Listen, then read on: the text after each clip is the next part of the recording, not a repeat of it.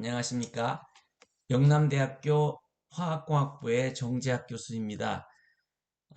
오늘은 경북과총의 과학 강의로 제가 2024년 노벨 물리학상과 노벨 화학상을 휩쓴 그 AI에 대해서 간략하게 그 노벨상 받은 내용이 어떤 내용인지에 대해서 설명을 하도록 하겠습니다.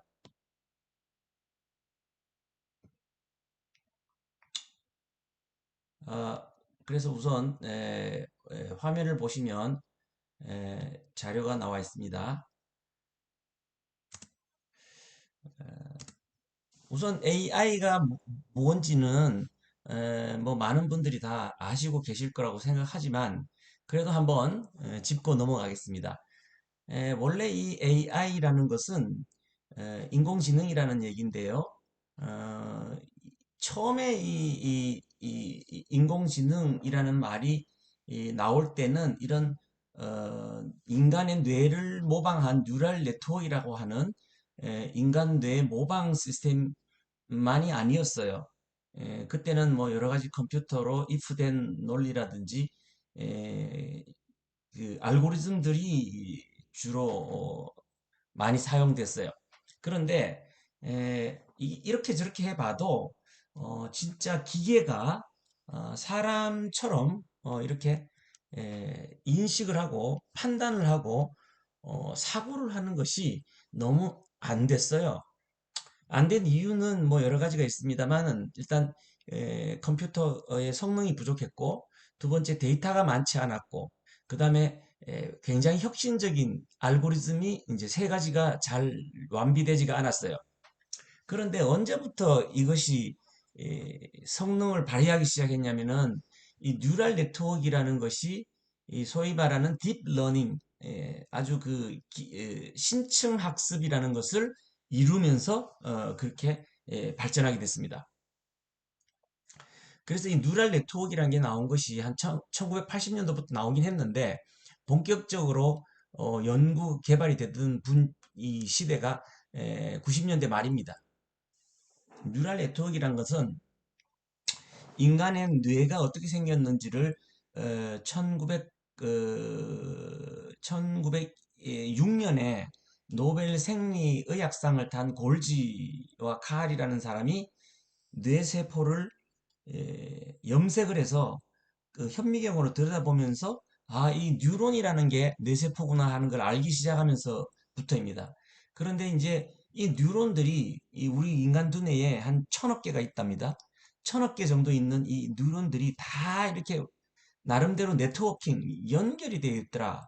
그래서 입력부가 있고 그것이 연결이 돼서 학습을 하고 그 다음에 그것이 이제 저장을 하는 그런 시스템이고 그 다음에 그 저장되어 있는 것을 끄집어내서 다시 뇌가 인식을 해서 그것을 가지고 뭐 활동을 하고 판단을 하고 이런 구조가 되어 있다라는 것을 노벨 의학 생리학상 탄 사람들이 꾸준하게 연구를 해서 밝혀냅니다. 그래서 이 뇌세포가 이제 우리 생물학에서 보면 이 뇌세포잖아요. 예를 들면 뭘 인식을 하는 거라고 생각하면 우리 눈이 눈 망막 뒤에 이 인식하는 세포들이 수십만 개가 있어요. 그 세포들이 수십만 개가 어떤 화면을 보고 그것을 정보를 집어넣죠. 이렇게 입력을 하죠. 그러면은 그 정보 자극이 전달이 되어서 다음 뉴런하고 연결이 됩니다. 그거를 전체적으로 이렇게 컴퓨터 프로그램화 해놓은 것이 이게 뉴럴 네트워크입니다. 자, 그래서 처음에 여기 보시면은 여기 입력단에 있고, 그 다음에 은닉층 1, 은닉층 2, 은닉층 3 이렇게 은닉층이란 게 있어요. 이게 이제 은닉층, 소위 말하면 히든 레이어라고 그럽니다. 그 히든 레이어가 많으면 많을수록 그게 딥러닝이다라고 이제 얘기를 합니다. 그리고 이제 마지막에는 출력층이 나옵니다. 그래서 예를 들면 고양이라는 그림을 보면 내가 뒤에서 고양이다라고 판단하는 거예요. 근데 고양이는 수천만 가지 고양이가 있겠죠? 수백만 가지 고양이가 있는데도 불구하고 우리는 어쨌든 하얀 고양이든 노란 고양이든 줄무늬 고양이든 까만 고양이든 우리가 그걸 다 고양이라고 인식하는 거. 그게 이제 결론은 고양이 이렇게 나오는 겁니다.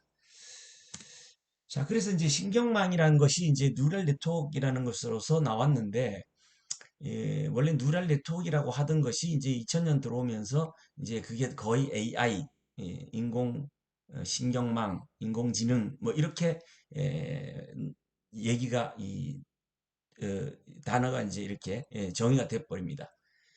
그래서 이 그 신경망의 구조는 아까 보시다시피 인풋 레이어에 이제 몇 가지가 있어요. 이게 우리 눈 같으면은 수십만 개의 세포가 있다 그랬잖아요. 그러면 인풋 이게 레이어에 수십만 개가 있는 거예요. 수십만 개. 그런데 이제 예를 들어서 여기는 세 개만 넣어놨고 히든 레이어 1, 2, 3 히든 레이어가 세 층이 있고 아웃풋 레이어는 두 개가 있고 뭐 이런 형태. 이거는 이제 목적에 따라서 이렇게 만들 수가 있어요. 자, 그래서 이제 보통은 이제 기계 학습이다 해서 기계가 뭘 배우는 것을 기계 학습이라고 하는데 이거는 어, 이런 인공신경망만이 아니고 일일이 컴퓨터로 다 만약에 뭐 버튼을 누르면 뭐 온도가 올라간다.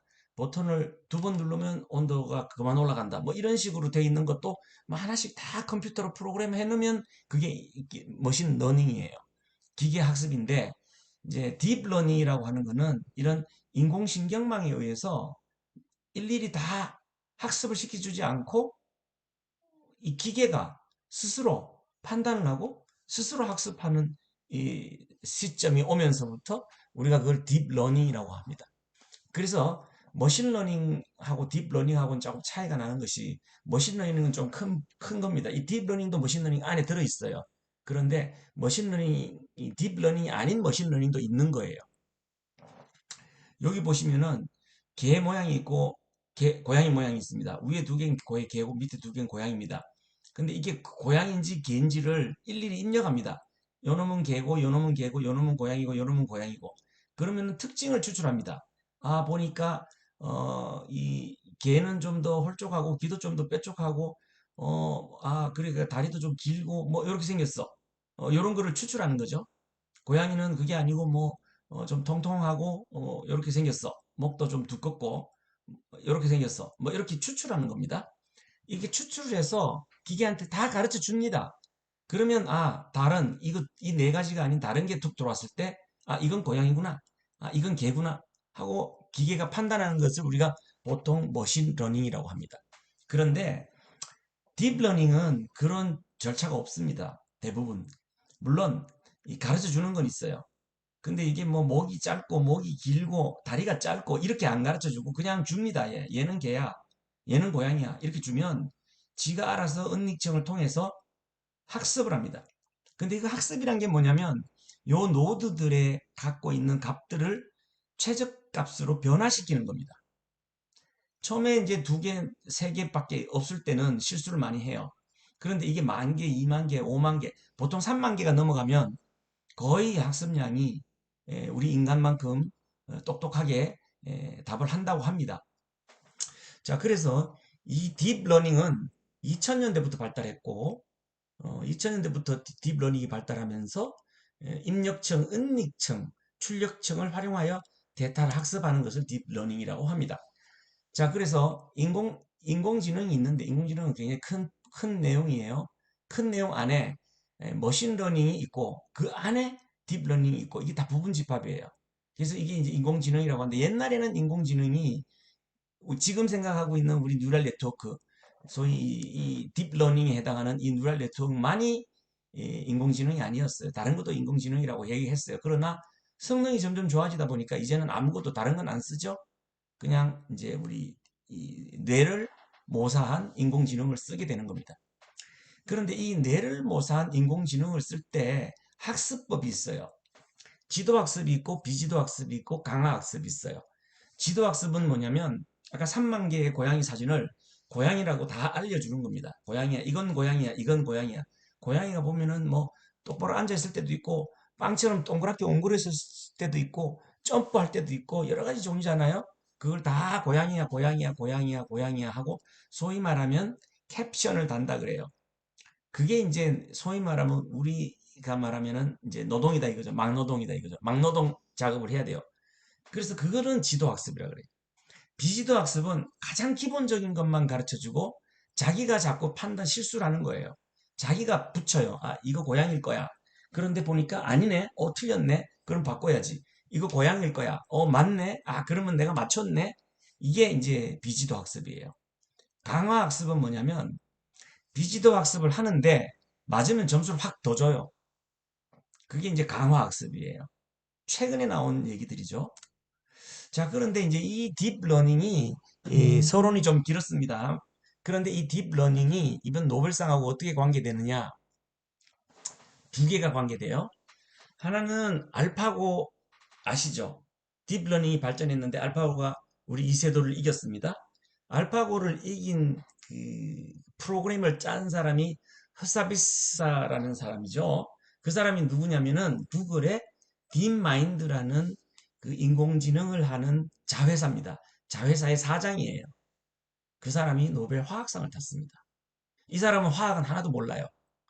화학이라고는 하나도 모르는 사람이 인공지능을 해서 노벨 화학상을 탄 거예요. 너무 재밌죠? 이 사람이 바로 이세돌을 이긴 알파고를 만든 사람이에요. 그리고 이 알파고를 가지고 똑같은 알파고를 가지고 화학적으로 적용을 해서 노벨 화학상을 탔어요. 두 번째는 뭐냐면 이 딥러닝이라고 한 거 있죠. 비지도 특히 비지도 학습의 창안자이면서 이 딥러닝이 굉장히 효과적이라는 것을 널리 알리게 된 제프리 힌턴이라는 사람이에요. 이 사람은 노벨 물리학상을 탔어요. 이 제프리 힌턴은 소위 우리가 이제 인공지능의 대부라고 해요. 왜냐면은 이 사람의 제자들이 대부분의 현재의 인공지능을 개발하고 현재 왜 유명한 인공지능 회사들 있죠? 거기에 다 포진돼 있어요. 뭐 구글을 뿐만 아니고 이 사람도 구글에 있었고요. 구글 뿐만 아니고 뭐 오픈 AI 요즘 아시죠? 그 왜 챗 GPT 뭐 거기도 있었고 뭐 마이크로소프트도 있었고 뭐 다 있어요. 뭐 또 그다음에 저 전기차, 전기차 이름이 뭐죠, 그거? 테슬라, 뭐, 다 있어요. 자, 그래서 이 사람이 2004년부터 2010년까지 있었던 이미지넷 대회라는 데가 있었어요. 그거는 뭐냐면 컴퓨터 프로그램이 뭐 사물을 보고 그거를 알아맞히는 대회예요. 그러니까 인공지능인데 인식하는 인공지능. 소위 비전 인공지능이죠. 자, 그 대회에서 우승을 했는데 이 사람이 우승하면서 처음으로 인간의 능력을 추월했어요. 이게 비지도 학습을 했어요. 그 다음에 이 사람의 제자들이 마이크로소프트에 인턴을 갔어요. 그런데 거기서 벌써 음성 인식이라는 거 굉장히 많이 했어요. 음성 인식 아시죠? 그죠?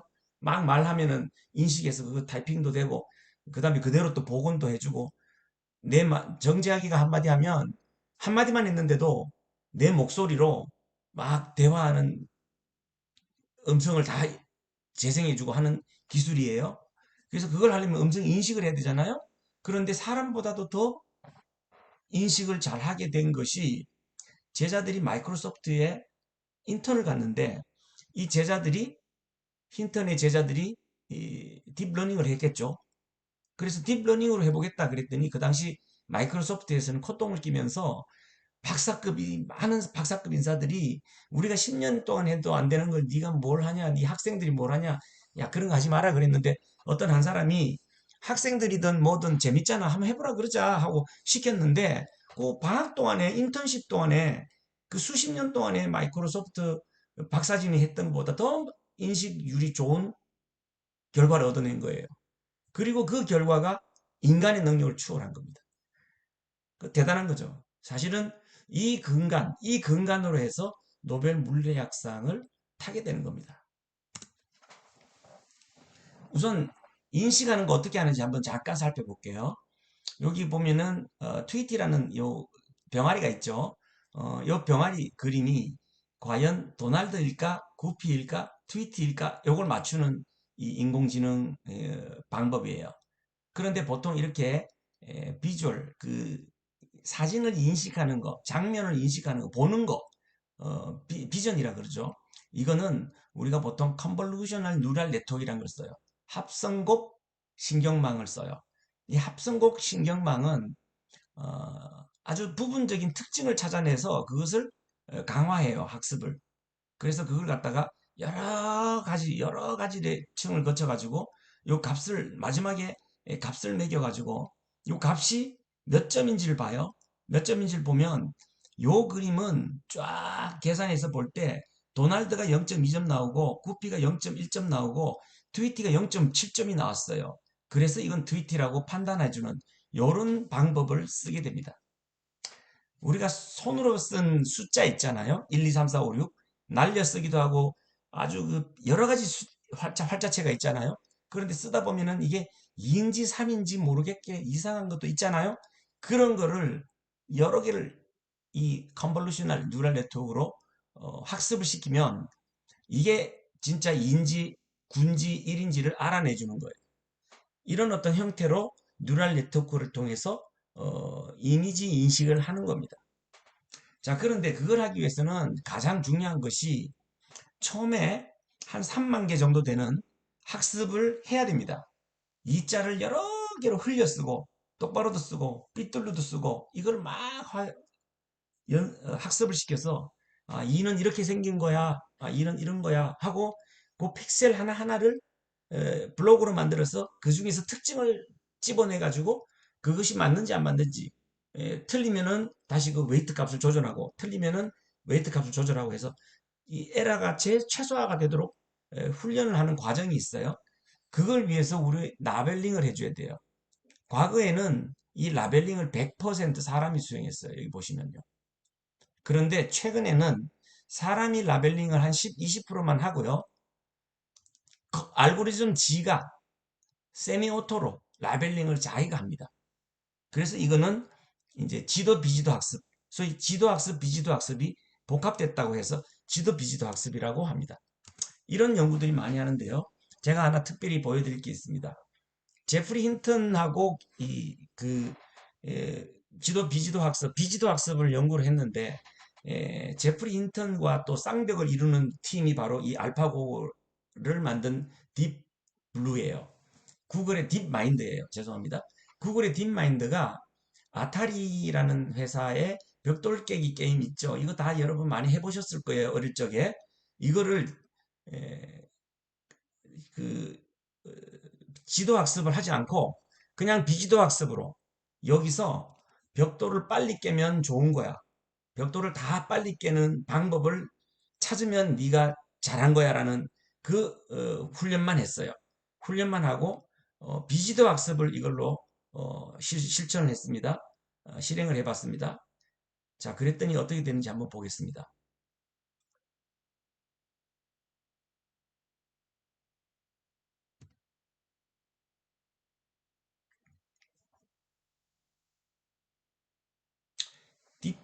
딥마인드의 DQ 러닝입니다. 자, 그래서 이걸 보시면은 점수를 최대한 받도록 지시를 했어요. 그거 외에는 아무것도 하지 않았어요. 뭘 어떻게 조작해야 되는지도 얘기를 안 했어요. 그리고 훈련을 시킨 겁니다. 그리고 실전을 시킨 겁니다. 자, 보세요. 처음에 실전을 시켰더니 자꾸 에러 자꾸 못해요. 잘 못해요. 처음에는 잘 못해요. 저렇게 뉴럴 네트워크가 잘 못하고 있는 거예요. 이게 우리 아기 때와 같은 거예요. 우리도 아기 때 천억 개 뇌세포를 타고나지만 경험이 없어서 못하는 거예요. 그래서 120분 정도 훈련을 했어요. 120분 정도 하고 나니까 어떻게 되는지 보시죠. 잘 맞추고 있습니다. 잘 맞추고 있죠.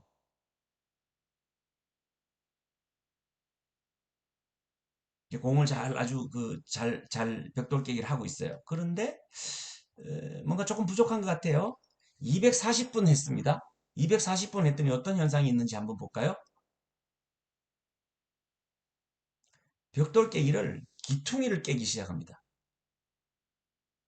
이제 한번 들어가 본 경험이 있겠죠, 그죠?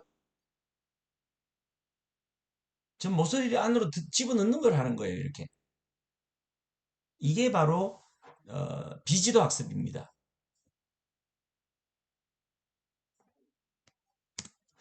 자, 그러면 이제 사전 교육이 됐고요. 이제부터 노벨 물리학상, 화학상 얘기를 할게요. 노벨 물리학상은 이번에 아주 나이가 많으신 두 분이 받았어요. 제프리 힌턴과 존 호필드예요. 존 호필드는 무려 93세예요. 제프리 힌턴은 87세인가 뭐 80 몇 세예요. 이 두 분이 받았는데 제프리 힌턴은 아까도 말씀드렸지만 제자들이 많이 있죠. 지금은 제프리 힌턴의 제자들이 이 인공지능 세계에서 굉장히 활동을 하고 있다고 그랬죠. 그런데 존 호필드라는 사람은 뭘 했냐면은 호필드 넷이라는 걸 만들었는데 인간의 뇌가 어떻게 기억을 하고 있는지를 소위 컴퓨터 알고리즘으로 만들었어요. 이 뇌세포들이 다 연결되어 있어요. 그리고 어떤 게 들어와요. 뭐 예를 들면 고양이가 들어와요. 그 첫 번째 고양이가 들어왔어요. 아, 고양이가 이런 거구나 하고 생각했어요. 그런데 표범이 딱 들어왔는데 고양이인 줄 알았어요. 아니네? 이거 아니네? 그러면 그걸 또 바꿔요. 아까 고양이와 지금 고양이와 중첩되는 거. 이거를 최적화해요. 계속 최적화합니다. 계속 최적화해서 결국은 여기에 있는 웨이트 값, 요 웨이트 값들이 고정될 때까지 더 이상 좋아지지 않을 때까지 가면 그게 바로 인간의 기억으로 남는 거예요. 그거를 존 호필드가 이 수학적으로 증명을 하고 창안했습니다. 그게 1982년입니다. 그래서 제프리 힌트는 여기에다가 볼츠만 머신이라 해서 확률론적인 것을 여기다가 수학적으로 내겁니다. 그래서 볼츠만 머신을 결합을 해서 볼츠만 머신으로 확률론을 쓰게 되게 되면 훨씬 더 이게 효과적이고 빨라집니다. 그거를 이용해서 볼츠만 머신을 1984년도에 냅니다. 노벨 물리학상을 이렇게 인공지능 뉴럴 네트워크가 현재의 인간을 뛰어넘는 근간을 마련해 준 것이다라고 해서 이렇게 노벨 물리학상을 2024년도에 받았습니다. 근데 저는 어떤 느낌이냐면 노벨상은 살아있는 사람한테 주거든요. 사실은 이 존 호필드보다도 이 지금의 인공지능의 그 알고리즘에 혁혁한 공을 끼친 분들이 많아요. 어, 그 일본 분도 있고요. 일본의 그 나가시마라는 분도 있고요. 에, 네오코그니트론이라는 걸 발명을 했는데요. 뭐 아달라인을 발명한 사람들이 있고요. 다 있었어요. 있었는데 다 돌아가셨어요. 지금 현재 살아 있어야지 노벨상을 받았기 때문에 이분이 살아 계셔가지고 뭐 노벨상을 받은 거 아니냐? 난 그런 생각을 하고 있어요. 자, 물리학상은 이렇게 현재 인공지능이 있게 한 그 근간을 만든 사람들에게 돌아갔습니다. 근데 이게 재밌는 거는 노벨 화학상입니다. 노벨 화학상은 아까도 말씀드렸지만 이 허사비스라는 사람이 받았습니다. 그 다음에 이제 데이비드 베이커라는 사람인데 이분은 워싱턴 대학의 의과대학의 아주 유명한 학자입니다. 그래서 이 우리 호르몬 그 다음에 이 단백질에 대해서 연구의 대가입니다. 이 사람. 이 사람은 원래부터 단백질 연구를 했던 사람이고 이 연구실은 세계적으로 유명한 연구실이었습니다. 그런데 허사비스라는 사람은 아시다시피 알파고 만든 사람이에요. 아까 그 딥러닝 만든 사람이에요. 그 사람이 만들었는데 그런 걸 만들었는데 이 사람이 갑자기 화학상을 탔어요.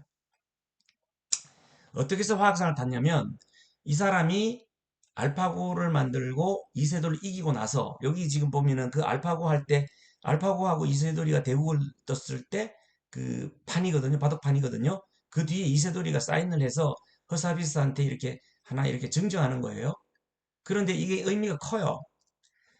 원래 지금 생각해 보면 인간이 알파고를 절대 이길 수가 없어요. 그때 3만 대 컴퓨터를 썼거든요. 네트워크로. 그렇게 해가지고 딥러닝을 돌리고 비지도 학습을 돌려가지고 바둑을 두 개 해서 이 사람하고 두 개 했는데 이세돌이가 한 번 이겼잖아요. 이거는 정말 신의 한 수라고 그래요. 소위 컴퓨터를 혼란시키는 그런 어떤 실력. 지금까지도 알파고를 이기는 사람은 하나도 없었어요.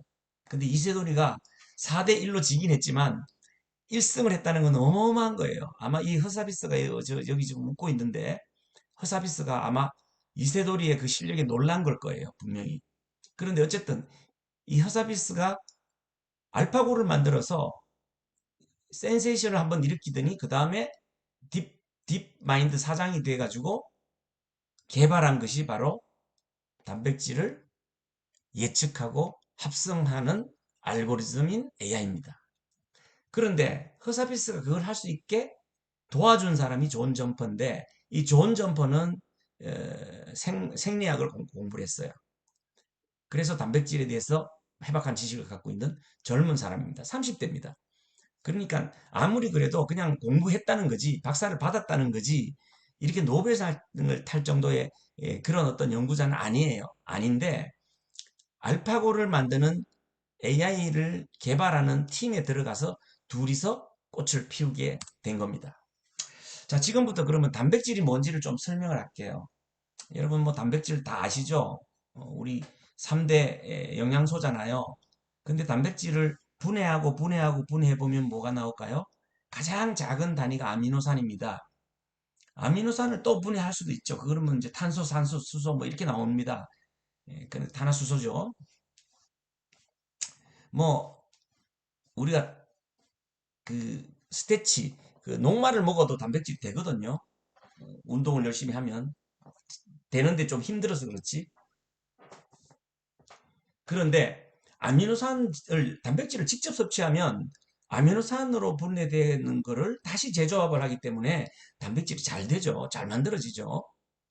그래서 우리가 단백질을 먹어야 되는 거예요. 그런데 이 아미노산은 20여 종밖에 없어요. 20종 정도밖에 없는 아미노산들이 막 결합을 합니다. 사슬 구조로 쫙 띠를 형성해서 막 계속 결합을 하는데 20종이 막 번갈아가면서 왔다 갔다 하니까 그 순서가 굉장히 중요하겠죠. 그래서 단순 선형의 사슬 구조로 존재하고 개개 단백질이 고유하게 접히게 돼요. 자, 드라이기 쓰시면은 드라이기 선이 어떻게 되죠? 뱅뱅뱅 꼬이죠. 긴 거는 항상 안정하기 위해서 돌돌돌 꼬이고 말리고 이렇게 됩니다. 그 이유가 뭐냐면 긴 사슬이 아미노산들이 있는데 아미노산들의 표면에는 수소고 산소고 여러 가지 작용기들이 나와 있어요. 그 작용기들의 전자가 다 편향이 달라요. 다르다 보니까 전자끼리 밀치고 땡기고 막 하다 보니까 이게 이렇게 똑바로 있지 않고 꾸불꾸불 이렇게 돼 있는 거예요. 자, 그런 것들이 여러 개가 모이게 되면은 폴리펩티드라고 해요. 아미노산 연결체 20개로 서로 다른 아미노산들이 펩타이드 연결을 한다고 그래요, 이거를. 화학적으로 펩타이드 연결을 한다는 거는 이렇게 접히게 되면은 여기 표면에 있는 것끼리 또 결합을 합니다. 그래서 안정화시켜 버리죠. 또 안 떨어지게 하죠. 그 어떤 거는 그렇게 하고 어떤 거는 또 결합이 아니라 밀쳐요. 어떤 거는 또 밀치니까 삐뚤어집니다. 이런 것들이 막 여러 가지가 돼가지고 이런 어떤 펩타이드 결합에 여러 가지 이 펩타이드가 여러 가지 형태로 되어 있는 폴리펩타이드의 4차 구조를 만듭니다. 1차 구조는 아까 말씀드린 대로 아미노산들이 연결돼서 공유 결합을 하는 겁니다. 이게 쭉 선으로 되어 있죠. 그런데 이렇게 선으로 안정하지가 않죠. 이 선으로 가만 안 있어요. 2차 구조는 이 선들이 뼈대를 이룹니다. 어떤 거는 알파 나선 구조가 돼요. 우리 DNA는 헤리칼 구조 돼 있죠. DNA는 이중 나선 구조죠. 뭐 이중 나선 구조, 삼중 나선 구조, 단일 나선 구조, 뭐 나선 구조인데 좀 느슨한 나선 구조, 빡빡한 나선 구조 이런 구조가 있고 병풍 구조가 있습니다. 접힌 구조 이렇게 툭툭툭툭 종이 접기 하듯이 병풍처럼 이렇게 접힌 구조도 있어요. 그래서 이런 것들이 여러 가지 구조들이 뼈대 구조입니다. 뼈대 구조를 만듭니다. 그래서 백본 만들기를 합니다. 그래서 알파 나선을 하든지 알파 헬릭스 구조를 하든지 베타 시트 구조를 하든지 뭐 이 나선 구조가 이중을 하든지 삼중을 하든지 시트가 이중을 하든지 삼중을 하든지 이런 뼈대 구조가 만들어집니다. 그 다음에 그것들이 3차 구조를 만들어요. 그 구조 바깥에 드러난 쪽에 여러 가지 화합물들이 서로 소수성 결합을 막 하게 됩니다. 그러면은 아까도 얘기했죠. 여기가 굉장히 멀리 이렇게 두 개가 있는데도 이게 딸려와갖고 탁 이렇게 접힐 수가 있는 거죠. 혹은 이게 비틀어질 수도 있고 배척이 될 수도 있는 거죠. 이런 것들이 부분마다 굉장히 복잡하게 많은 그 서로의 밀고 땡기는 그 전자적 모멘텀을 발휘를 합니다. 그것 때문에 이런 어떤 복잡한 구조가 됩니다. 우리 몸속에도 여러 가지 호르몬도 다 단백질이고 특히 피에 뭐 헤모글로빈 같은 거 있죠. 그것도 분해해서 이렇게 현미경으로 보면 다 이렇게 꼬불꼬불꼬불꼬불하게 해가지고 동그랗게 만들어져 있는 겁니다. 자, 그래서 마지막으로 4차 구조는 여러 개의 폴리펩타이드가 소수성 결합에 의해 모여서 하나의 단백질로 만들어지면 드디어 이 단백질이 돌돌 말려서 안쪽에 있는 거는 어떤 역할을 못하고 표면에 드러나 있는 요 작용기들 있죠. 표면에 드러나 있는 작용기들이 순서가 뭐냐에 따라서 다른 물질과 잘 붙는 겁니다. 붙고 다른 물질을 변화시키기도 하고 이렇게 활성화시키기도 하고 비활성화시키기도 하는 겁니다. 그래서 우리 몸속에 있는 호르몬들이 다 단백질인데 그 호르몬들이 역할이 있는 거예요. 어떤 거는 무슨 특별한 물질을 끌고 오기도 하고 어떤 거는 분해하기도 하고 소화시키기도 하고 또 어떤 거는 그 활성화를 떨어뜨리기도 하고 막 이런 걸 하는 겁니다. 그래서 우리가 몸에서 호르몬이 작용을 하면서 사는 겁니다. 이게 이제 단백질의 모양인데 이렇게 이제 단백질의 구조가 처음에 이렇게 뼈대 구조를 형성하고 여러 가지 모양으로 만들어 봅니다. 자기 스스로 이제 액체 속에 들어가 있으면 흘렁흘렁하겠죠. 자기 스스로 이것도 붙어보고 저것도 붙어보고 이것도 떼보고 저것도 떼보고 이렇게 합니다. 그것들끼리 상호작용을 하면서 백본들이 하나 더 만들어지기도 하고 헤쳐지기도 하고 그러면서 이제 접히기 시작합니다. 그래서 이제 2차 구조로 접히기 시작하다가 제일 마지막에는 연력학적으로 가장 안정한 구조로 입체화가 딱 됩니다. 그것이 단백질의 특정 단백질의 최종 구조입니다. 이렇게 됐을 때 이렇게 되고 나서 이 표면 쪽에 나와 있는 작용기들이 뭐 세균을 잡아먹기도 하고 누구하고 붙어가지고 산소를 나르기도 하고 이런 어떤 기능을 하는 겁니다. 자, 그래서 이제 중요한 거는 뭐냐면은 알파고가 이제 2016년도에 만들어졌고 2016년도에 알파고가 이제 이세돌을 이기고 나서 바로 이제 알파폴드로 넘어가는데 약 2020년 경쯤에 이 알파폴드 계획을 세우고 존 점퍼를 영입을 하고 그 다음에 단백질 접힌 문제를 규명을 하는데 이거를 어떻게 하냐면 얘네들은 지금까지 많은 학자들이 그 단백질을 현미경을 들여다보면서 막 이렇게 그 안에 아미노산이 어떤 서열로 되어 있는지를 보면서 그거를 컴퓨터에 넣어가지고 그 과연 수소하고 산소하고 어떻게 결합할 건지 이런 걸 계산하고 이런 과정을 통해서 겨우 몇 년 연구하면은 한 개 단백질 굉장히 복잡하거든요. 그 구조체를 알아내고 이렇게 해왔는데 그 당시 한 30만 개의 단백질 구조를 가지고 인공지능에 넣어가지고 어떻게 학습하냐면은 그렇게 화학적으로 막 이렇게 이 차지를 주고 서로 결합을 하고 이렇게 계산한 게 아니라 서열만 줍니다. 서열이 되게 많죠. 굉장히 많겠죠. 이런 서열일 때는 이런 구조가 되더라.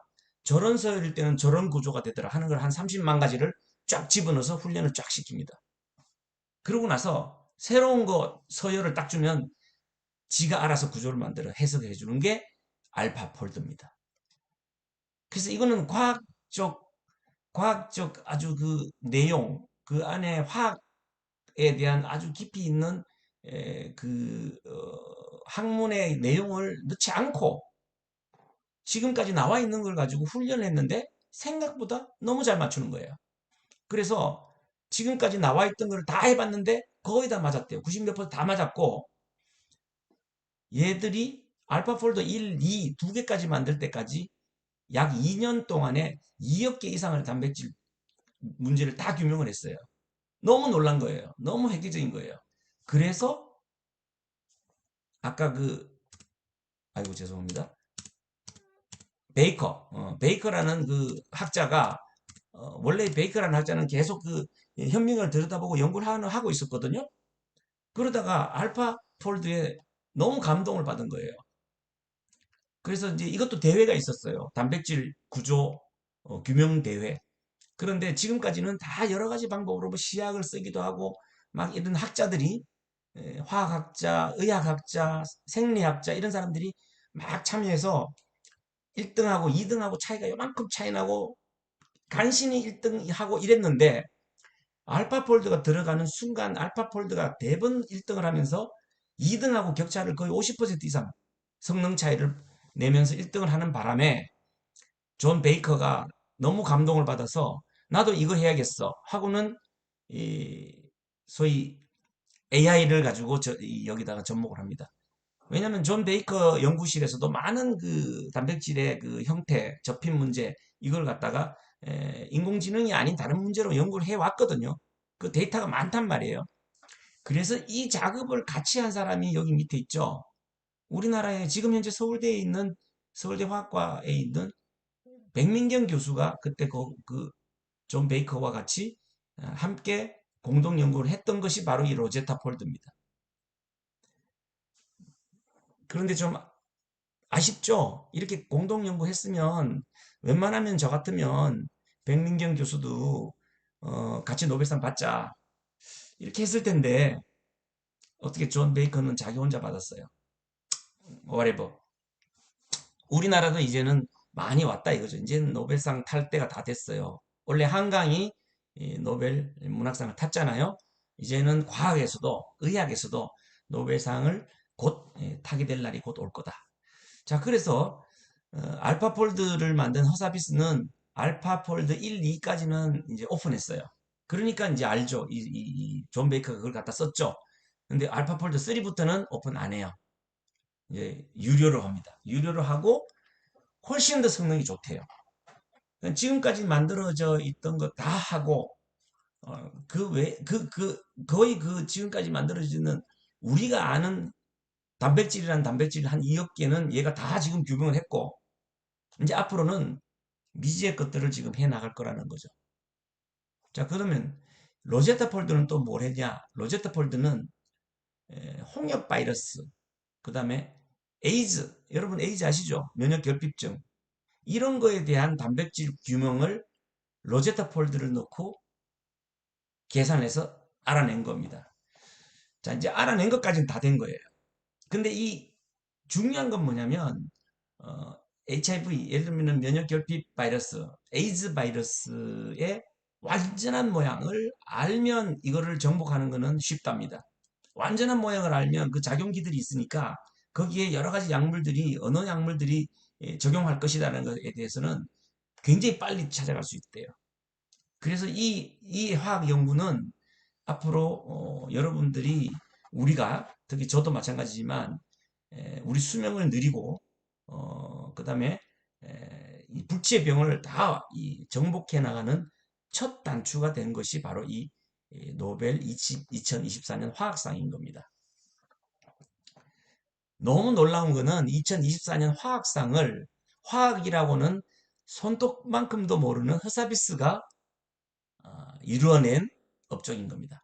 심지어 로제타 폴드를 만든 존 베이커도 알파 폴드의 감명을 받고 알파 폴드를 갖고 와가지고 우리 백민경 교수와 같이 자기만의 로제타 폴드를 개발함으로써 지금 이런 어떤 업적을 내는 겁니다. 뭐 짧게 이렇게 2024년 노벨상에 대해서 설명을 드렸습니다. 물리학상과 화학상. 재미있으셨는지 모르겠고 이해를 많이 도와드렸는지 모르겠습니다. 부족했지만 이것으로서 2024년 노벨 물리학상과 화학상에 대한 해설에 대해서 마치도록 하겠습니다. 감사합니다.